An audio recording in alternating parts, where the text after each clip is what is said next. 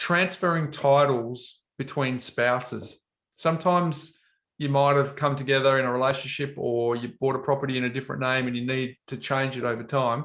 Typically, it triggers stamp duty and in some cases capital gains tax. So that's a question we get a lot. How do you navigate transferring titles between spouses? Your first problem to get any tax consequences of it. See, Part 4A says the tax office can void any transaction that's dominant purpose was a tax benefit. So you can do all the transferring you like, pay all the stamp duty, but they'll go still taxing it in the original owner's hands, because they'll say, well, why did you do it other than the tax advantage?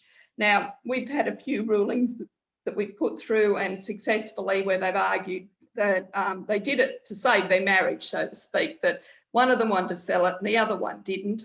So one of them said they wanted to pay down the loan. So one said, well, look, I'm going to borrow this money, buy your half off you, you can pay it off the housing loan. It's all much of a muchness, we're married anyway, but you'll feel safer knowing the home loan is paid off.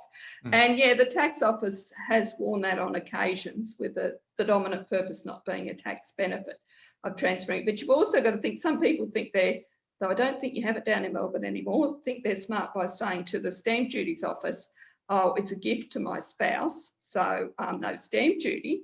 The spouse receives this property as a gift. Well, the loan to buy it's no longer tax deductible, is it? It actually didn't finance the source of income, it financed the gift. So you've got to consider that.